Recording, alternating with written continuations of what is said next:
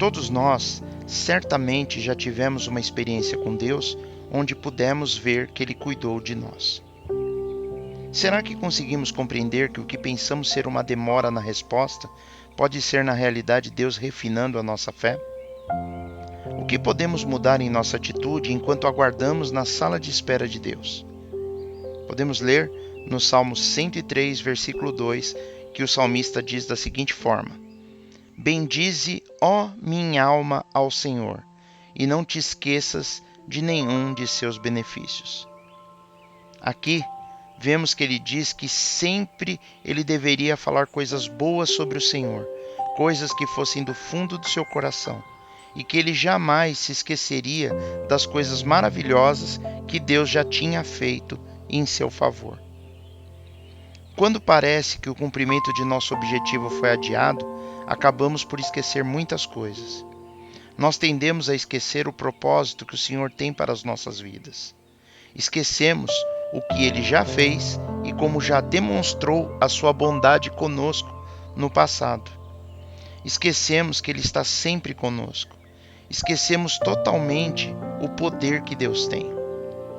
Os israelitas cometeram o mesmo erro no deserto.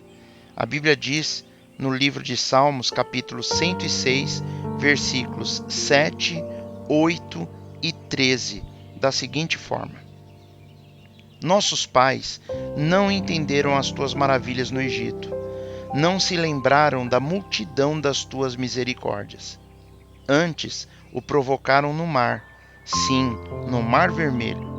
Não obstante, ele o salvou por amor do seu nome, para fazer conhecido o seu poder.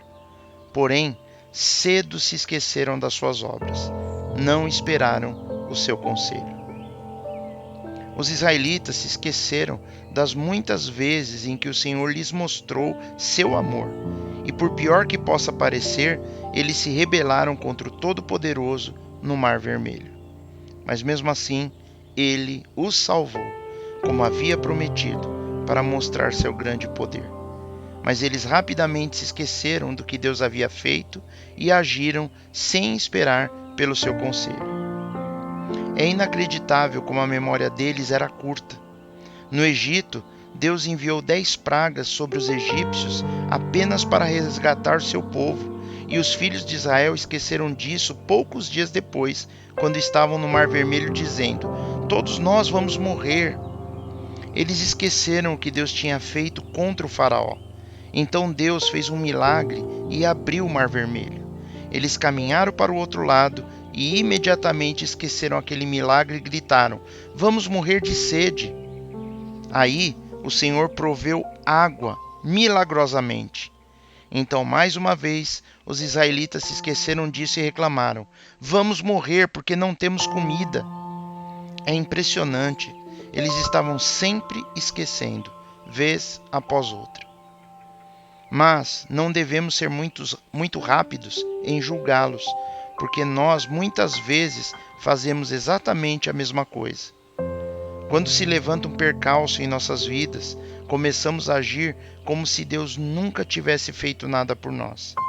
Será que o Senhor Deus já fez coisas por nós no passado? Claro que fez. E podemos contar com Ele para fazê-lo novamente amanhã e no dia seguinte e depois no próximo dia também. Em vez de nos esquecermos, nós precisamos nos lembrar sempre das promessas de Deus. Existem mais de 7.000 promessas do Senhor na Bíblia.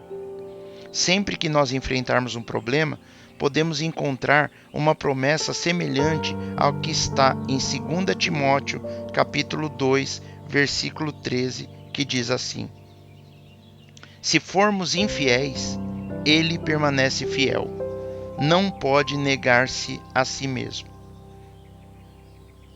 Ser fiel ou infiel tem tudo a ver com fé e compromisso com a verdade de Deus.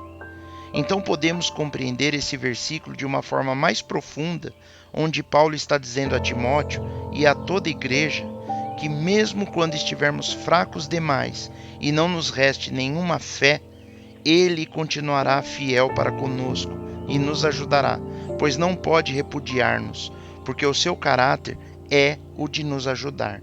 Ele é Deus, e por isso ele sempre cumprirá suas promessas a nós. As promessas são sempre maiores que os problemas que nós estamos enfrentando. O Senhor pode não ter cumprido ainda a promessa em nossa vida, porque Ele está nos esperando. Ele está esperando que nós aprendamos a não temermos, a não nos afligirmos, a não desfalecermos, a não esquecermos o que Ele já nos fez. Ele quer que nós aprendamos essas coisas em primeiro lugar, antes que Ele nos liberte. É claro que Deus pode fazer as coisas imediatamente, mas Ele está trabalhando em uma agenda muito maior. Os atrasos que surgem em nossa vida não são para destruir o propósito de Deus. Na realidade, eles cumprem os objetivos que o Senhor tem para nós.